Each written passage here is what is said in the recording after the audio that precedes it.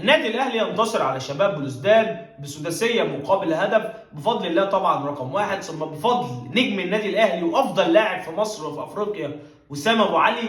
زعلان وفرحان في نفس الوقت، فرحان لوسام ابو علي وتالقه مع الاهلي، زعلان ان النادي الاهلي خلاص بقى بيقف على لاعب، ومجرد اصابه وسام ابو علي لا قدر الله خط الهجوم عندك يطرش يطفح يخليك كده انت قاعد مدوحس مش طايق نفسك. في نقطه حابب اتكلم عليها كابتن محمد الشناوي، انا لسه زعلان، انا ما اترضيتش من الماتش. اصل انا مش هكسب بلوزداد اروح لاعب مدريد، مش هكسب انا بلوزداد دلوقتي 6 بعد كده هركب مطار الضحى هناك هروح هلاعب مدريد، خلاص الدنيا خلصت. فمش 3 بونت اللي هيرضوني يا كابتن، وفككم الشغل ده.